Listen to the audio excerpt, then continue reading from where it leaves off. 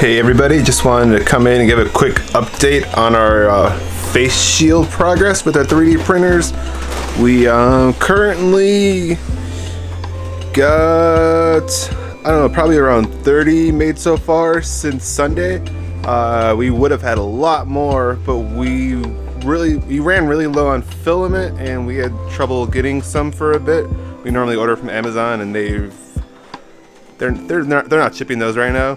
But we ordered 2 rows from this one company and package came in over the weekend and only one of the rows was in there. They were back ordered on the other one, which I didn't know upon delivery.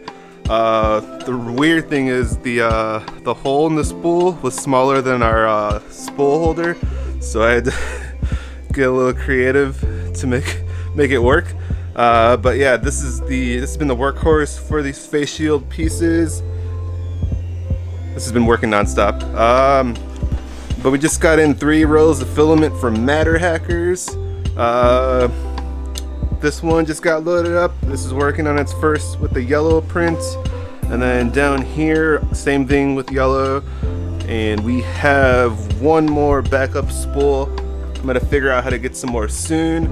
We thank you to everybody who's made some donations to us so far for filament costs, basically.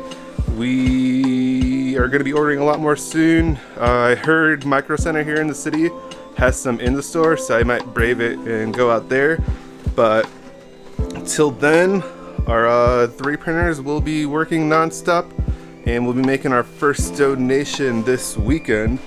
Got some gloves to keep everything clean, everything's in bags, and we actually just got in a pack of these 100 clear plastic shields, so we could assist more than just the 3D part. The only thing we're having trouble finding is the elastic straps, but I think the local group said they have plenty of those for now, so I'm not too worried.